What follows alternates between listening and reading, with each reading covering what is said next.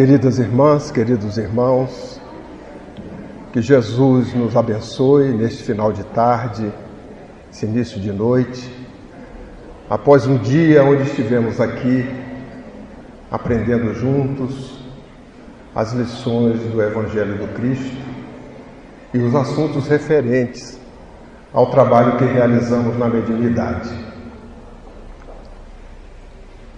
Por mais ou maiores que sejam as nossas inteligências, nós ainda não somos capazes de entender a grandeza divina do Espírito Crístico de Jesus.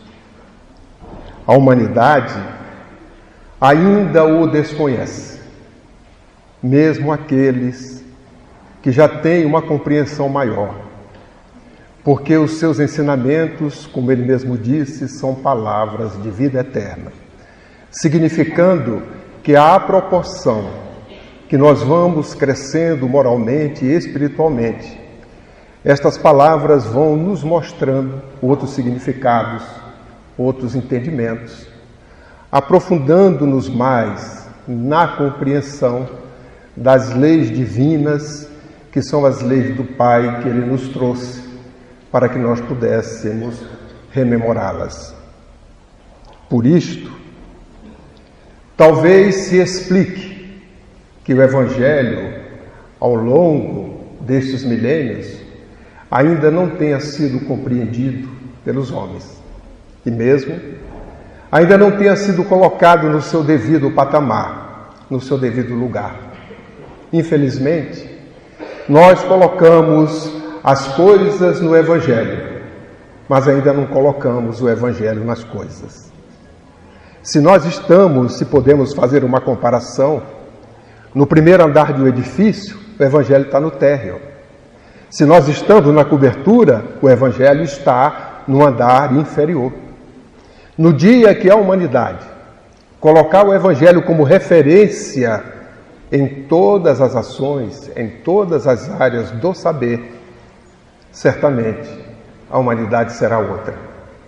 Entretanto, apesar de tudo isso, jamais poder-se-á negar o seu valor e a sua contribuição na história da humanidade, porque ele sempre esteve presente e está presente nos dias de hoje, traduzido em inúmeras línguas, consolando pessoas, aqueles que procuram no Evangelho entender as verdades divinas. E o seu valor é tão grande que ele tem uma contribuição para a ciência, mesmo que os homens ainda não entendam esta contribuição. Tem uma contribuição para a filosofia, tem uma contribuição para a justiça e tem uma contribuição para a religião. Mesmo em detrimento de uma delas, que se apropriou de Jesus como sendo o criador desta religião, em detrimento das demais. Nós estamos vivendo um momento em que temos que fazer justiça, e no nosso entendimento é chegado este instante de colocarmos o Evangelho no seu devido lugar, de olharmos e verificarmos Jesus entendendo a sua personalidade, não aquele Jesus que nós fomos condicionados ao longo dos séculos a vê-lo crucificado, porque aqueles que foram responsáveis, ou as instituições que foram responsáveis para divulgar a sua doutrina, os interesses dos homens apagaram a imagem de Jesus. Isto é tão interessante que se comemora a data do seu nascimento no mês de dezembro, apesar de sabermos que a data poderá ser outra. Mas o homem convencionou comemorar o nascimento no dia 25 de dezembro.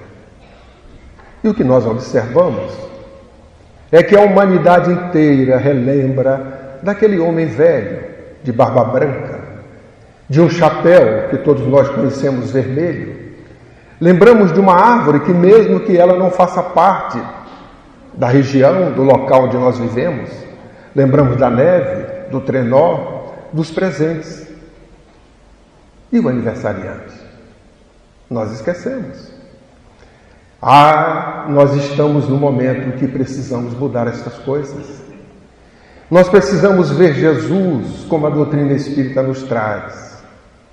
A sua personalidade, descrucificado, verificando o verdadeiro papel que ele teve, tem e terá para todos nós, como modelo, como guia, fazendo-nos lembrar daquilo que esquecemos, as leis divinas, daquilo que abandonamos. E a humanidade, gradativamente, vai compreendendo dentro da zona de compreensão de cada um de nós.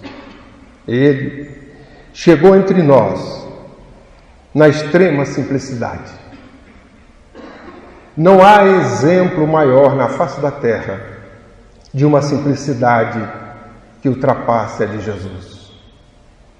Ele, em termos de humildade, alguns já tentaram imitá-lo, mas semelhante a dele, nós não conhecemos na face da terra.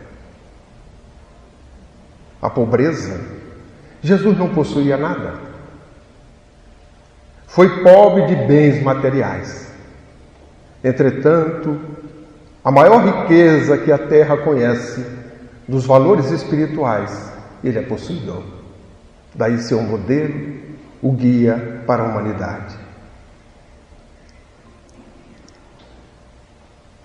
Ele tratou com singeleza a todos. Não há exemplo na face da terra maior do que os de Jesus. Antes dele, falava-se de amor. Antes de Jesus, exemplificou-se o amor. Mas nunca a humanidade teve o amor presente, na sua excelência, quando Jesus esteve conosco. Porque mesmo os exemplos que tiveram antes dele, não chegava perto do exemplo que ele nos deixou. Foi a única vez que a humanidade teve a oportunidade de cantar o amor, de ouvir o amor e de ver o amor exemplificado em sua excelência. Isso é tão marcante que Jesus deixou registrado nas mentes e nos corações de todos nós a mensagem que ele, compromissado com o Pai, prometeu deixar para todos nós. Eu e o Pai somos um, ele nos falou. Isto significa dizer, e à época, os hebreus não entenderam porque imaginavam que ele estava dizendo-se Deus. Mas nós não encontramos no Evangelho um momento sequer que Jesus não louvou graças a Deus como sendo maior do que ele. Quando ele assim se expressou, ele quis dizer: o meu pensamento é igual ao do Pai. Por isto que ele delegou-me trazer até vós as suas verdades esquecidas por vós, para que possa, através do exemplo que vos dou, retornar ao caminho do progresso, já que todos nós somos destinados à felicidade, somos destinados ao progresso espiritual, pela lei inexorável do progresso. Querendo ou não querendo, nenhum de nós, ao chegarmos num patamar evolutivo, regrediremos.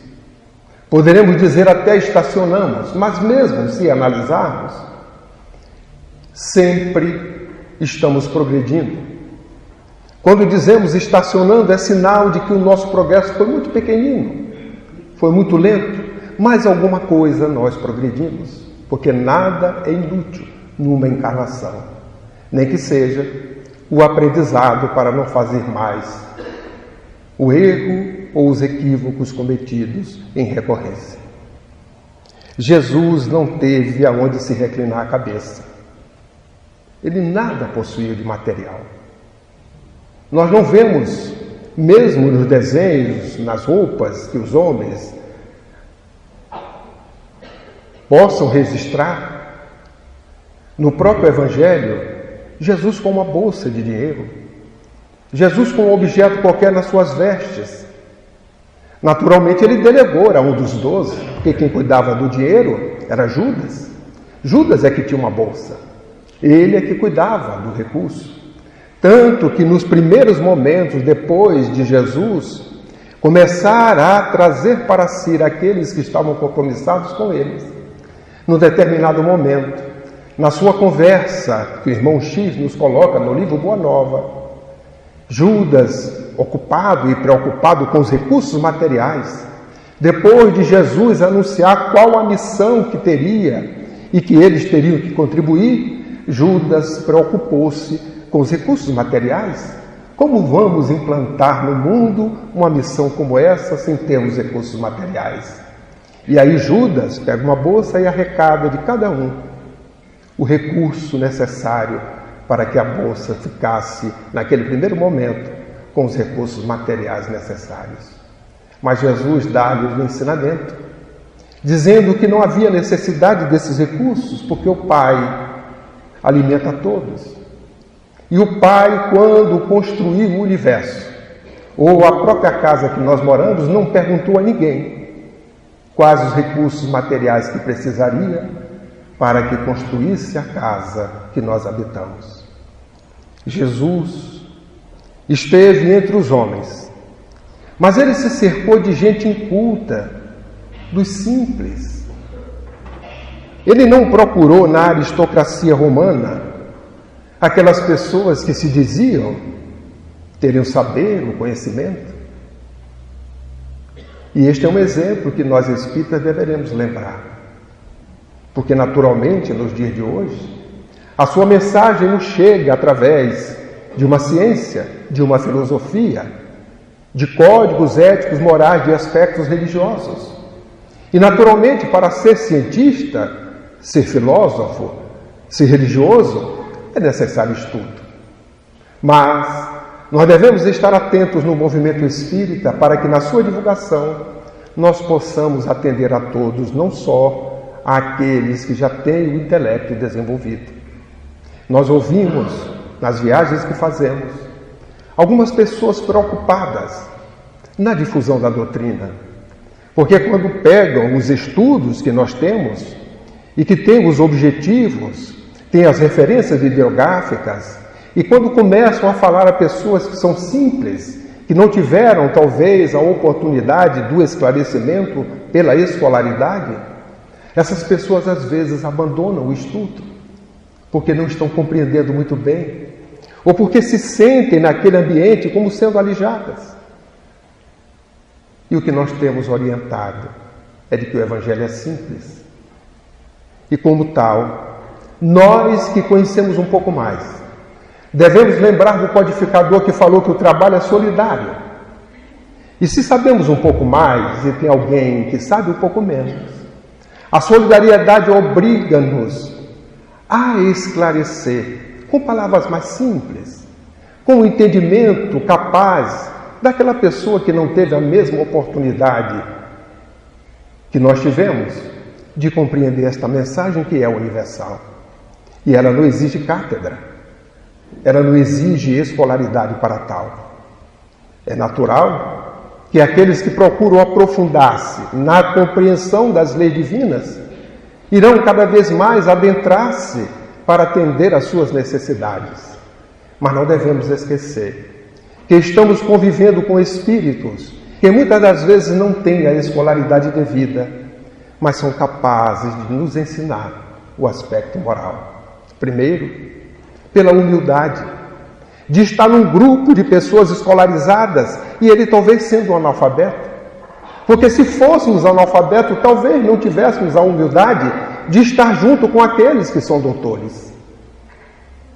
E quando esses estudos acontecem, no início com essas anfractuosidades, essas diferenças, essas depressões, nós vamos verificar que no final do estudo todos ganham.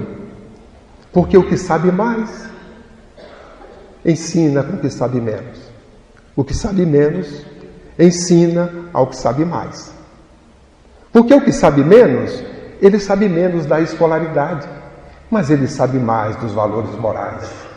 E no final, Quando se realiza o trabalho com solidariedade e tolerância, o resultado é muito belo, porque todos cresceram. O que sabia menos, porque tinha pouca intelectualidade, ou tinha pouca escolaridade, no final ele aprendeu muito com os outros, de tanto ouvir. O que era orgulhoso, vaidoso, porque era detentor de um conhecimento escolar, ele no final, ele agradece, porque ele aprendeu a ser humilde, aprendeu a ser generoso com aquele que não tinha a escolaridade. E assim a vida.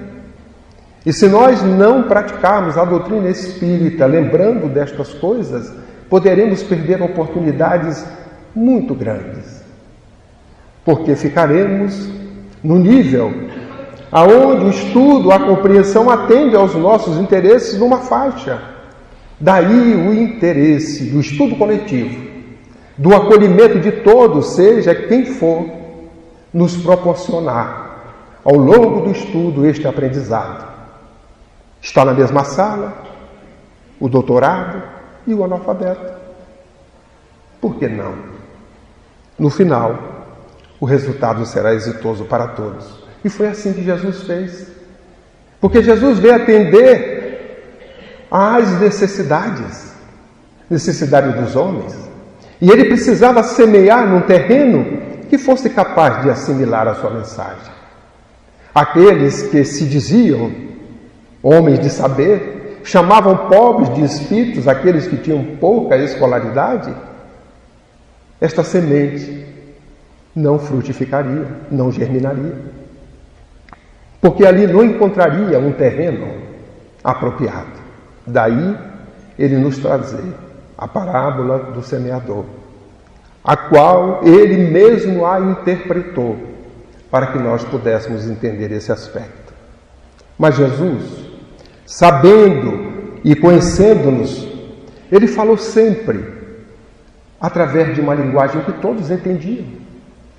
Como falar das verdades divinas àqueles que ainda têm uma mente infantil comparada com a profundidade, a compreensão das leis divinas? Não podemos deixar de dizer a verdade, mas utilizou-se de uma metodologia, falando-nos através de parábolas. Nós devemos ter cuidado, porque um grupo de amigos, visitando Éfeso, visitando os locais na Palestina, aonde Jesus andou, o guia, chegando para o grupo, começou a mostrar-se e dizer, aqui era isto, era aquilo, e chegou um determinado momento, aqui era a pensão onde foi hospedada o bom samaritano. Aí, que era um espírito, olhou, como isso? E deixou o guia em situação muito difícil, porque a parábola do bom samaritano é uma parábola. Não existia uma pensão à época, porque Jesus utilizou-se de um recurso, de uma história, para nos contar uma verdade, para que nós entendêssemos a prática da caridade indistintamente. Mas a incompreensão dos homens, ou talvez o interesse e a ignorância de quem ouvia, talvez foi a primeira vez que ele deva ter ouvido, que ele deveria dizer as verdades para as pessoas às quais ele estava mostrando aquilo. A ponto de depois eles perguntarem quem são vocês, como é que é, e as pessoas explicaram para ele. Eu imagino que depois disso ele não deva ter mais dito que ali era o local aonde foi atendido o bom samaritano, ou a pensão onde o bom samaritano ficou. Mas era uma linguagem que Jesus usava para nos contar com sabedoria as verdades. Porque se ele dissesse as verdades, como são ditas hoje através da doutrina espírita, nós não entenderíamos. Por isso que ele prometeu um paracleto, um consolador, que necessitaria do desenvolvimento da ciência, para que nós pudéssemos, hoje, nos apoiarmos neste conhecimento que trata do princípio material, das leis que regem o princípio material, já que no universo tem dois princípios apenas, o material e o espiritual. O princípio material regido pelas ciências, pelas leis, que nós conhecemos e que a ciência trata. Mas esta nova ciência que o codificador nos falou, trata das leis morais. Trata das leis que interessam ao espírito já com a consciência de ser e de si. Nesta relação em ambos os planos da vida, para podermos assim compreender melhor, havia necessidade desse desenvolvimento. E à época, ele tinha que falar uma linguagem que nós entendêssemos. Mas Jesus não teve nenhum diploma, não teve nenhuma cátedra. Não há registros. Alguns dizem que ele saiu para conversar com os essênios, responsabilidade de cada um. Como alguns também dizem que Madalena era sua concubina, responsabilidade de quem diz. Mas Jesus não teve nenhuma cátedra do mundo. Entretanto, tem o título de mestre dos mestres. Não teve nenhum poder. Não ganhou nenhuma coroa, a não ser a coroa de espinho, que colocaram nele, no julgamento que fizeram. Jamais alguém passou pelos sofrimentos, açoites, as injúrias que Jesus passou. Mas ele exemplificou em todos os momentos que foi necessário mesmo. Neste que nós observamos ele carregando a cruz e o sirineu a seu lado.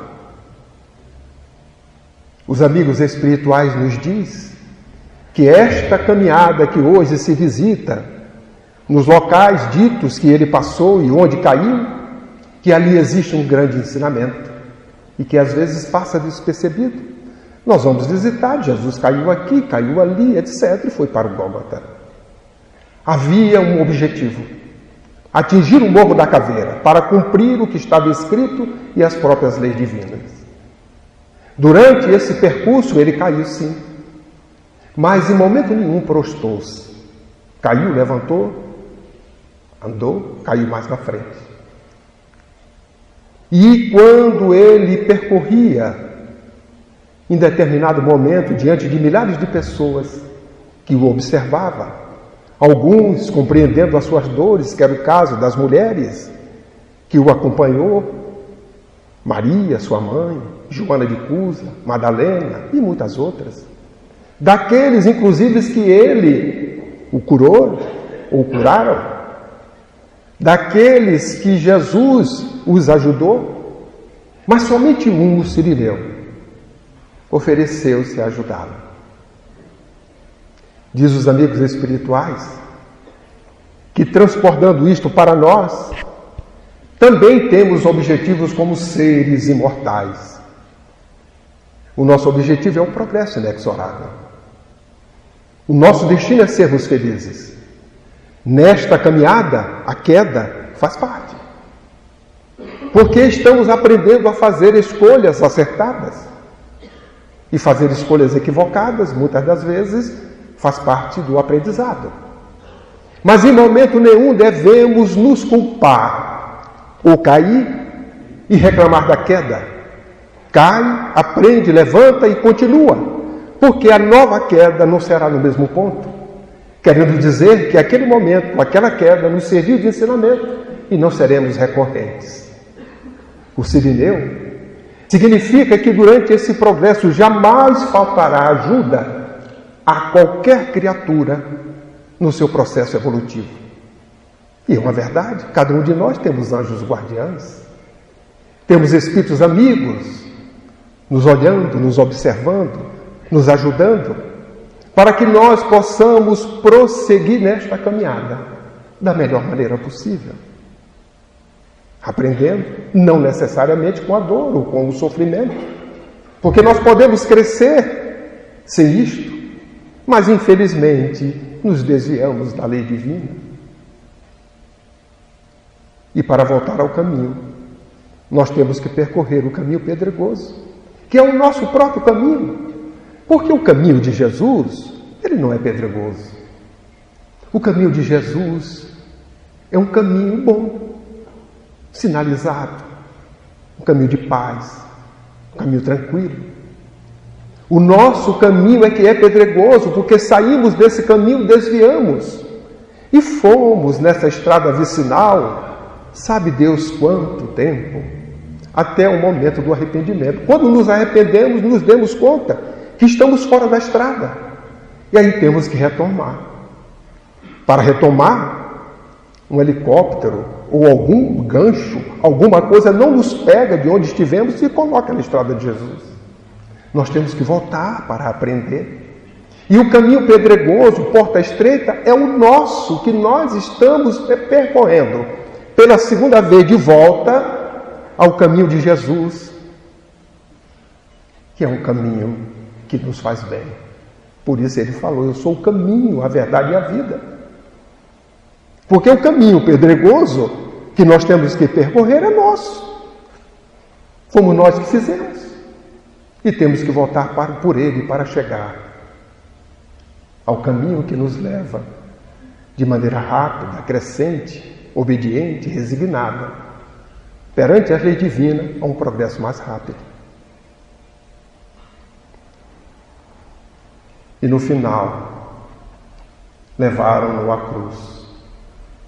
No momento extremo onde ele olha para todos, louva a Deus, dizendo, Pai, perdoai, porque ele não sabe o que faz. Por que ele falou isso? Porque ele se dirigiu ao Pai. Ele poderia dizer, perdoa todos vocês não sabem o que fazem. Era porque ele estava em nome do Pai. A missão que ele estava cumprindo não era dele, era do Pai, que confiou, e naquele momento, depois dele dar conhecimento à humanidade da boa nova, do Evangelho, e a humanidade não compreendeu, ele diz assim, Pai, perdoai-os. Eles não sabem o que fazem. Trouxe as verdades, lancei a semente. Aguardemos um pouco. Por isso que ele pediu ao Pai para que nos perdoasse. Mas a humanidade teve consigo durante 3 anos um homem que dividiu a contagem do tempo em antes e depois dele. A sua presença entre nós é tão significativa que mesmo aqueles que são contrários ao Cristo estão submetidos na contagem do tempo, neste habitat do Pai, que Ele é governador, a antes e depois dele. Porque é um marco na história da humanidade, a sua presença. E como é que Ele conseguiu isso? É para nós refletirmos. Nós precisamos conhecer isto. Ver Jesus, a sua personalidade, descrucificá-lo. Porque a crucificação é para dizer que ele deu a vida, o sangue por todos nós. Será que é isso mesmo? Por que é que quanto mais o tempo passa, mais fortemente nós começamos a compreender um pouco mais esta personalidade de Jesus? Hoje, existem milhares de livros falando de Jesus, não religiosos, mas de pessoas que começaram a estudar de forma laica as informações sobre Jesus. E hoje ele é considerado o maior mestre, o maior psicólogo, o maior administrador, o maior tudo que se possa denominar na face da terra.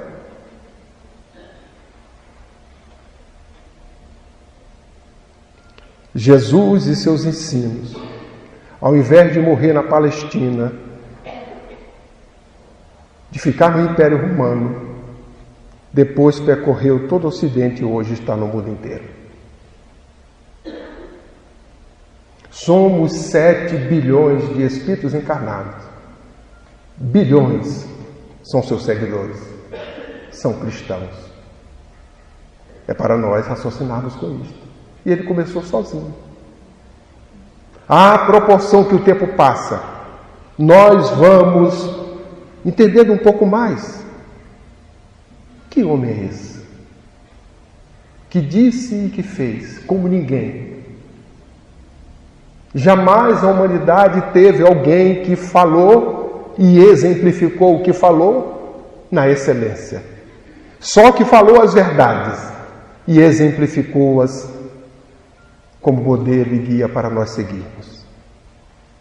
Se nós pudéssemos somar todos os grandes gênios do mundo, todos os grandes santos, todos os grandes guerreiros, todos os estadistas, reis, poetas, todos juntos, representa uma pálida ideia diante da personalidade do Cristo.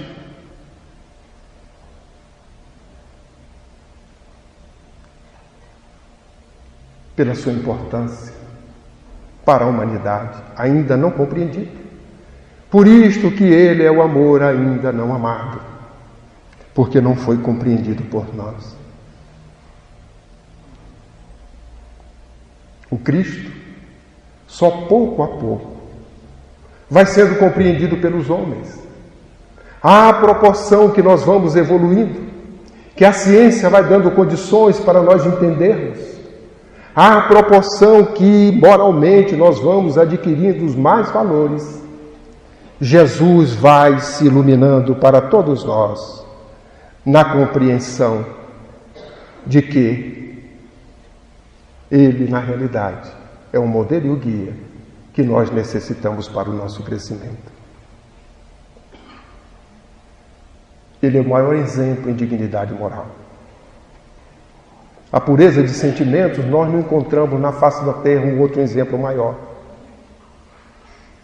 Experiência de vida é o exemplo máximo que nós podemos nos guiar. Ciência e em técnica não tem outro igual. Governador da Terra, e a Terra, diz o cientista, tem 4,5 bilhões de anos.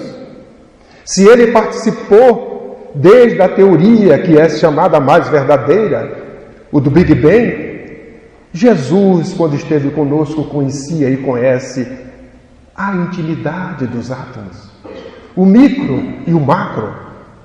Conhece todas as leis, mas a sua sabedoria apenas colocou aquela que é necessária para o nosso progresso. As demais, deixou para que a nossa inteligência, ao longo do nosso progresso, vá descobrindo, vá se desenvolvendo, vá crescendo, vá compreendendo a intimidade do Criador.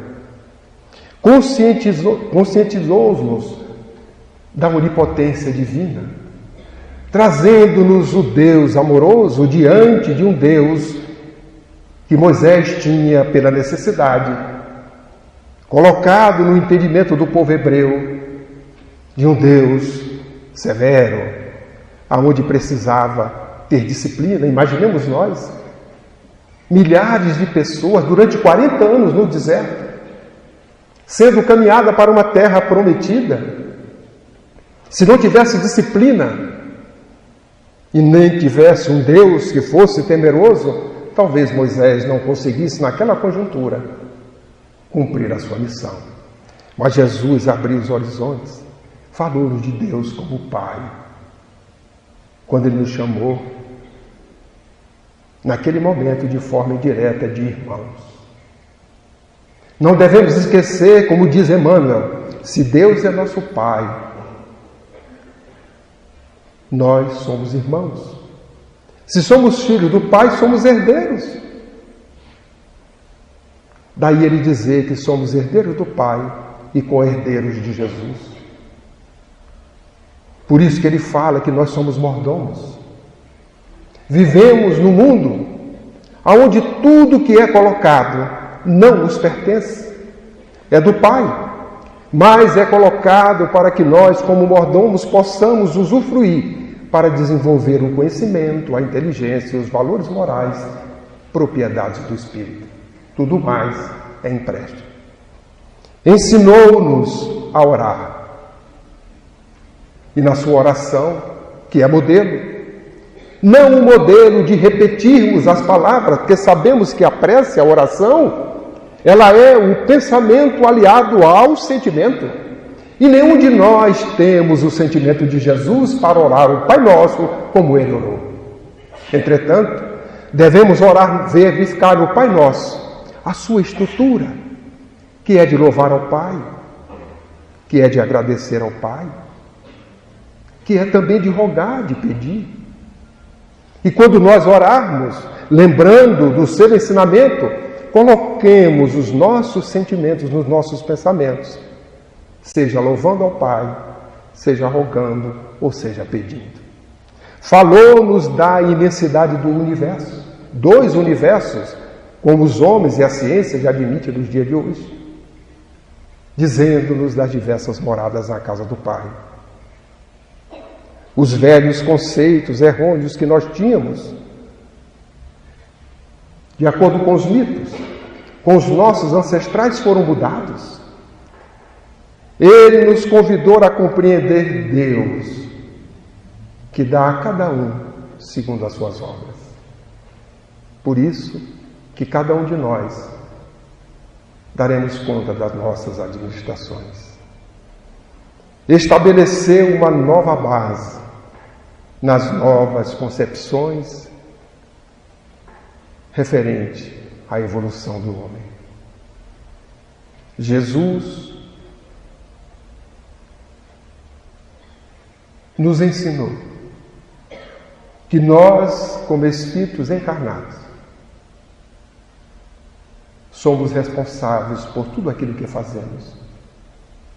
E quando fazemos, devemos olhar o outro como irmão e não desejar o outro que nós queremos, que não queremos para nós. Porque se assim fizermos, este benefício ou malefício, dependendo da ação que nós quisermos fazer ao próximo, o primeiro a ser prejudicado ou beneficiado somos nós mesmos. Porque antes dos nossos pensamentos sair de nós, dos nossos sentimentos sair de nós, eles primeiro passam por nós. Percorre todas as bilhões de células que temos. E neste percurso, que esta onda eletromagnética é emitida por nós, seja pelo pensamento, pelo sentimento, pela nossa vontade perante o próximo, nós podemos estar beneficiando-nos. O próprio corpo físico foi um empréstimo que Ele nos deu, ou não, causando malefícios, que hoje a ciência já compreende, serem transformados em doenças.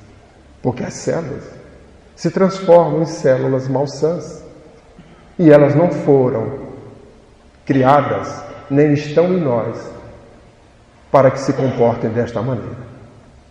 Nós, muitas das vezes, é que as bombardeamos com esses sentimentos, com os pensamentos que nós emitimos. Contribuiu de forma inequívoca para o progresso da ciência, que ainda não foi compreendido pela ciência, revelando assuntos que a ciência, no dia de hoje, busca para compreender. Hoje, as espaçonaves estão pelos céus infinitos da nossa galáxia, em busca da pluralidade dos mundos habitados. Isso é tão interessante que às vezes eu fico refletindo, com todo respeito, às inteligências nobres destes homens que trabalham na busca desta afirmação. Se nós analisarmos tudo que o homem não é capaz de fazer, a causa que faz ou que fez, tudo isso que o homem não é capaz de fazer, nós observamos que este Criador não fez cópia, não faz cópia. Uma árvore que nós imaginamos que as suas centenas ou milhares de folhas são todas iguais, lê do engano. Uma não é igual à outra. Na sua própria constituição, na sua forma. Quando olhada na intimidade, verificamos que ela, cada uma, tem uma característica. Um Criador que não faz cópia. Será que a vida só pode existir aonde há a água, o hidrogênio e o oxigênio? Será que a vida só pode existir em uma única dimensão? Já que os homens admitem a matéria, a antimatéria, várias dimensões? E eu fico perguntando, por quê? Parece tão evidente Mas a resposta me vem naturalmente, porque tem algumas coisas que nós possuímos, todos nós. Tem vaidade, tem orgulho. E para admitir algo, eu tenho que esquecer ou abandonar a minha vaidade. Mas a ciência prossegue na busca destes mundos habitados.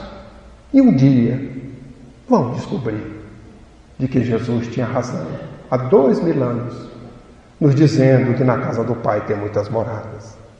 Falou-nos da lei de encarnação. A conversa com Nicodemos, que todos nós sabemos, um doutor da lei que não tinha coragem de procurá-lo durante o dia, e procurou no calar da tarde para conversar destas coisas. E no final, numa conversa que Jesus teve com ele sai com as interrogações, que ainda permanecia por não entender as verdades, que Jesus mesmo disse: doutor, se és um doutor da lei, não entende as coisas da terra, como entender as coisas do céu? Em verdade estou lhe dizendo aquilo que eu testemunhei, aquilo que eu vi. E mesmo assim, a reencarnação, palavra-chave. A humanidade não entendeu aquela época. Tirou até dos registros do Evangelho, mas não importa. A verdade, ela permanece independente da vontade e do interesse dos homens. Mas hoje, ele de volta, a doutrina espírita está aí esclarecendo a chave para as explicações dos questionamentos que todos nós temos, que só a reencarnação responde. A lei de causa e efeito. Algoz de hoje, vítima de amanhã. Vítima de hoje, algoz de ontem. Plantio livre, colheita obrigatória. Os amigos espirituais nos alertam que, numa encarnação, passamos naturalmente por provas, que faz parte do dia a dia, mas também por expiações, já que nós estamos colhendo de maneira obrigatória equívocos passados. Mas isto faz parte dos desafios. O grande problema é nós transformarmos as provas em expiações, por invigilância, diante das oportunidades que nos são dadas. A paternidade universal de Deus, que a época que Kardec estava conosco, a teoria da geração espontânea, esta paternidade desautoriza, mostrando que somos criaturas do Criador, criados na simplicidade e na ignorância, e que estávamos aqui na Terra aguardando apenas as condições apropriadas para que surgisse a vida nos diversos reinos e da forma que hoje nós conhecemos. Falou-nos da mediunidade, da intercomunicação em ambos os planos da vida. Nos momentos em que ele dialogava com os ditos loucos e que ele falava com os espíritos ou o espírito que estava acompanhando e que muitos deles o reconhecia, mas que um simples mando seu, uma simples ordem, fazia com que eles os abandonassem. Falou-nos da lei da compensação de valores. O amor cobre a multidão de pecados. É o filho pródigo, que depois de abandonar, volta, e o pai faz uma festa no regresso daquele que, reconhecendo o equívoco, arrependido, retorna para o caminho. No dia que a reencarnação foi entendida pela humanidade, a psicologia, a psicanálise, dará um salto quântico no trabalho que realizam. Porque irão compreender que somos espíritos imortais e, como tal, muitos dos ditos problemas, das dificuldades que encontramos na presente vilegiatura, nem sempre estar aqui as suas causas. Poderão estar em outras épocas, em épocas remotas. A psiquiatria, quando isto for entendido, atuará com muito maior segurança e eficácia. E nós estamos caminhando para isto. Isto é tão evidente que nós tivemos, o ano passado, foi retrasado, se eu não me engano, no momento que o Divaldo faz no final do ano, em Salvador. É num local próprio, onde as pessoas se inscrevem, e lá existe um seminário, normalmente é feito no mês de outubro. E lá havia o lançamento, na realidade um relançamento, da série psicológica de Joana. Toda ela numa caixa, encapada, muito bonita. Tanto que aqueles até que já tinham, compraram novamente. Mas o que interessa informar é aquilo que nós aprendemos lá. A intenção dele, deve ter sido já fato, era distribuir em todas as bibliotecas um exemplar desta série psicológica. Deve ter alguma razão. Provavelmente o plano espiritual já deixando à disposição do público. Um dia, estes espíritos que estarão chegando, talvez encontrarão nas bibliotecas o caminho para compreender o espírito imortal. Porque se esta iniciativa está sendo colocada, uma razão existe. Porque muitos dos espíritos talvez não encontrem de imediato a casa espírita, nem os estudiosos. Quantos psicólogos que não são espíritas estão estudando essas obras no dia de hoje? E estão encontrando soluções, caminhos para resolver os problemas chamados psicológicos e parapsicológicos. A parapsicologia encontrará também caminhos ilimitados com o reconhecimento do espírito imortal. A medicina, quando ela detectar que a mente é a causa, é o núcleo controlador de tudo, de nós, espíritos imortais, ela dará um pulo e fará com que a medicina que todos nós teremos no futuro não será aquela que vai olhar apenas uma parte do ser integral, o corpo, mas olhará o ser como ele é, o espírito imortal, que reveste um corpo físico e que tem um corpo intermediário, que modela este corpo físico numa vilegiatura terrena. Muda tudo.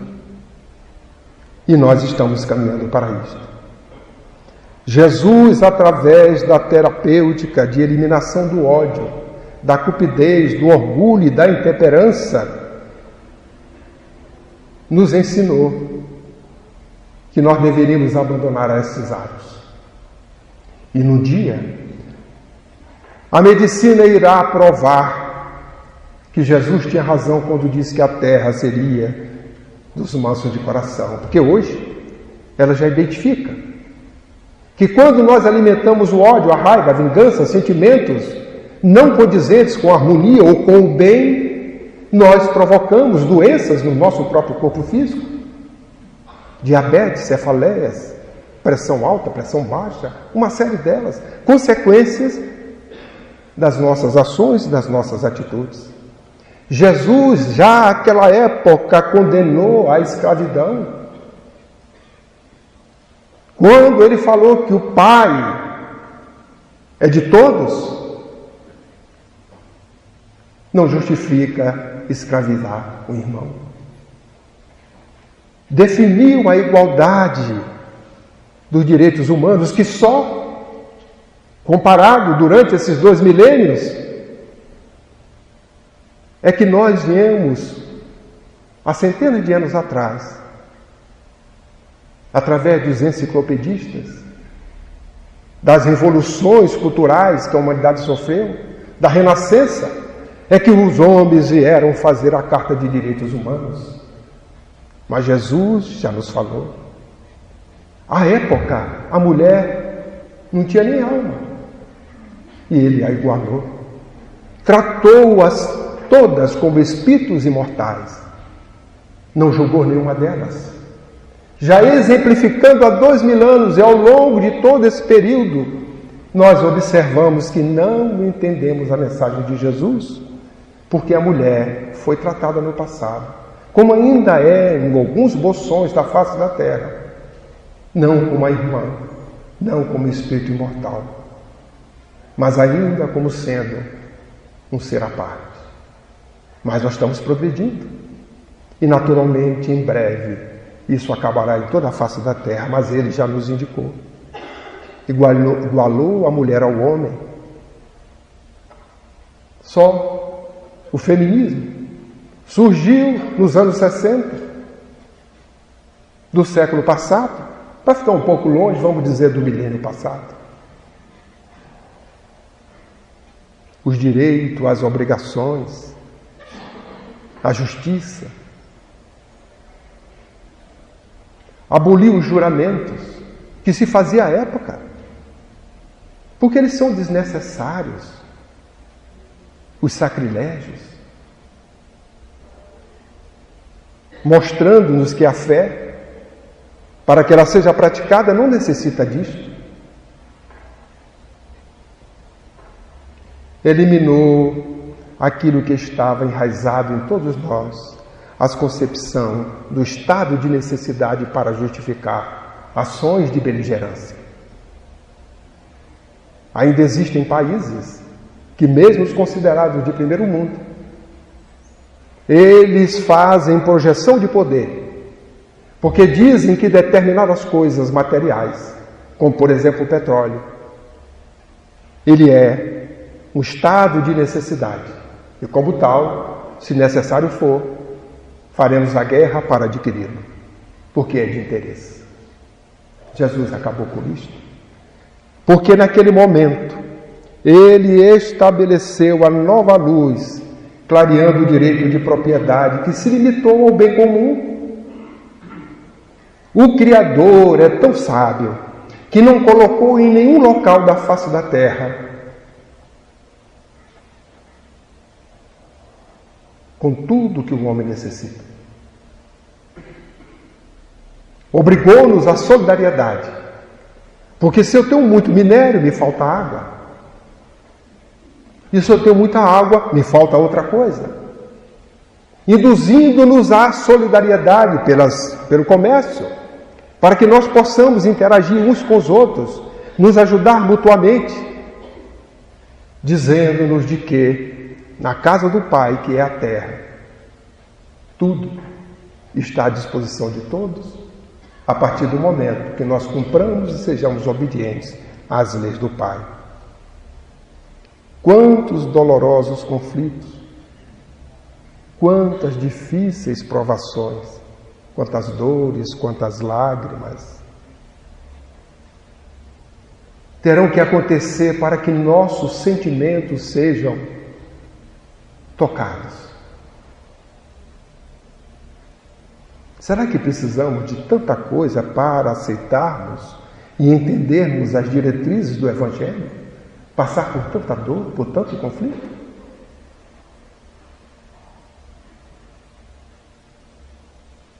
O Evangelho ainda não foi compreendido, mas até lá.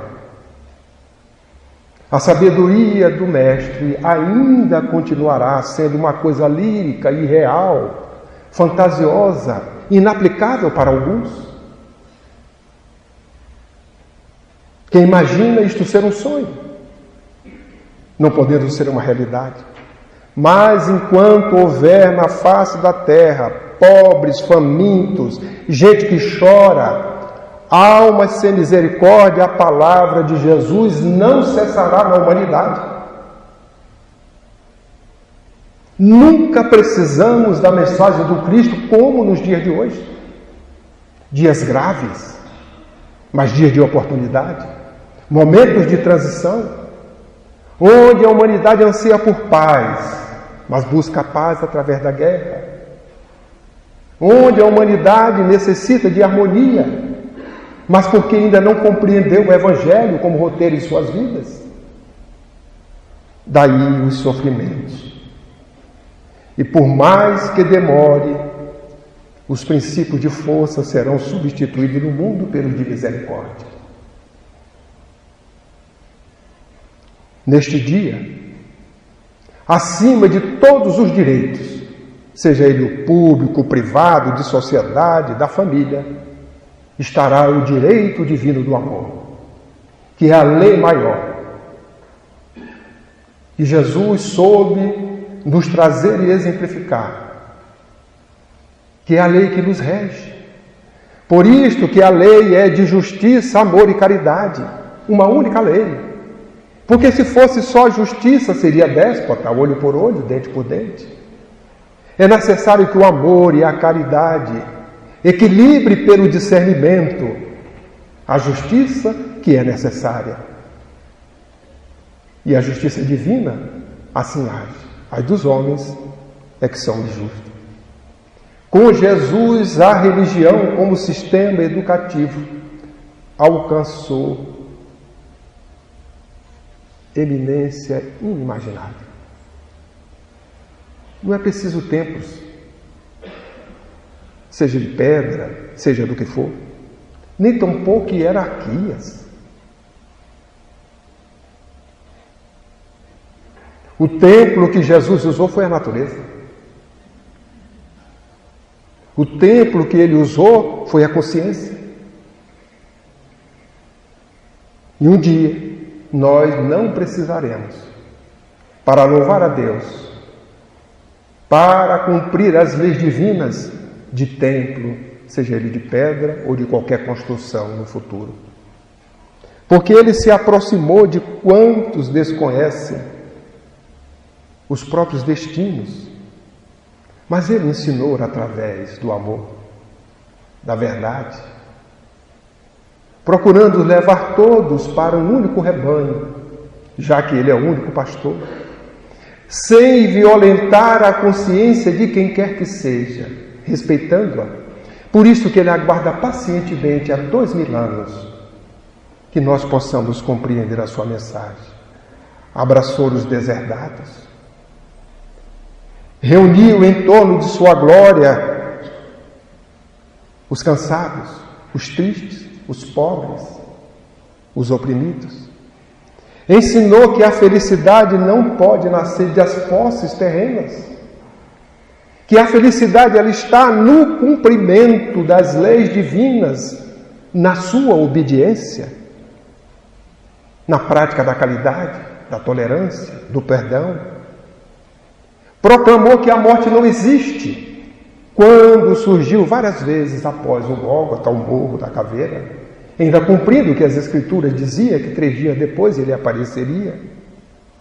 Foi o maior revolucionário de todas as épocas, mas não empunhou nenhuma arma, a não ser a caridade, que nos educou, esclarecendo. Condenou todas as hipocrisias, por isso que ele falava com os fariseus hipócritas, porque procuravam adaptar as verdades às suas tradições, aos interesses dos homens, às suas necessidades. E é por essa razão que o Evangelho constitui o livro da humanidade por excelência. A simplicidade e a singeleza do Evangelho transparece na tradução de todas as línguas da terra. Este livro, dizem os benfeitores espirituais, é luminoso. As suas páginas, as suas letras, no plano espiritual tem luminescência, pelo conteúdo que traz, é aquele que toca o coração. Por isto que a doutrina espírita sem o Evangelho é uma ciência excelente, uma filosofia melhor ainda. Pode ser até uma religião, comparada com a religião criada pelos homens. Mas com o Evangelho de Jesus, ela toma outra conotação.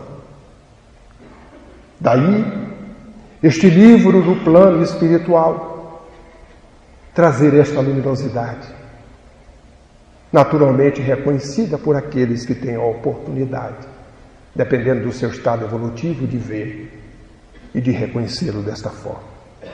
Assim, o divino legado de Jesus, que a humanidade terrena ainda não quis aceitar, e não pôde também receber, é de um mundo feliz, um mundo de paz. Glória a Deus nas alturas, paz na terra, boa vontade para com os homens. Aí está a plataforma dita por Jesus naquele momento, através dos mensageiros que escreveu na mente e nos corações dos homens esta frase, já dizendo-nos que a terra tem que ser um habitat de paz. E este é o legado que ele nos deixou. Uma terra sem injustiças, uma terra sem opróbrios, sem miséria, sem orfandade, sem crimes e sem ódios, sem fratricídios, ou seja, brigas entre irmãos, e sem guerras, onde todos, solidários e progressistas, criarão a beleza, desenvolverão a ciência, as artes, a filosofia e a técnica, com o trabalho digno e o repouso honesto. Estamos caminhando para este legado. A terra já não é mais de provas e expiações, já estamos na regeneração, nos primeiros microsegundos depois da meia-noite. E este momento estará sendo construído por todos nós. A terra já abriga espíritos nobres, espíritos que cumprirão a missão ajudando o Cristo nesse progresso, que não se equivocarão. Espíritos de outras humanidades que não é da Terra, que já vivem mundos felizes, mas que virão para ajudar Jesus no progresso inexorável que todos nós temos que passar.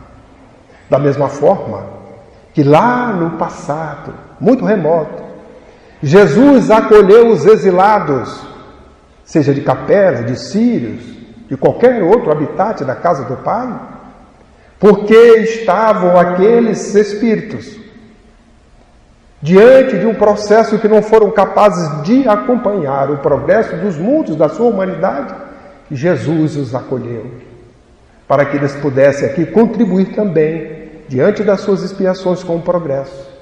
E graças a eles, estes grandes 4 grupos que Emmanuel nos trazem a caminho da luz, os hebreus, os egípcios, os arianos, os hindus, que aqui chegaram e que contribuíram com a nova raça, que é a raça ariana, que todos nós pertencemos, mas que já está em extinção, porque esses novos espíritos irão imprimir uma nova raça, com corpos mais leves, com genes diferenciados, que certamente no futuro poderão herdar uma terra melhor, com condições melhores.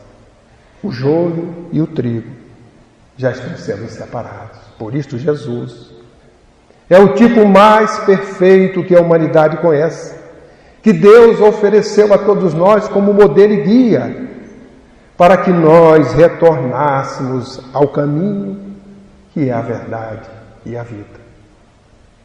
Assim, queridas irmãs, queridos irmãos, nós como espíritas não podemos ver Jesus de forma diferente. Temos que tirar dos nossos inconscientes todo o condicionamento passado do Jesus ensanguentado, daquele que veio para nos salvar dando a sua vida, mas deste Jesus, que a doutrina espírita nos esclarece, de modelo, de guia, de governador da terra, o Espírito que veio nos rememorar as verdades do Pai, para que nós jamais as esqueçamos. Que possamos refletir sobre isto, colocando-o como roteiro em nossas vidas.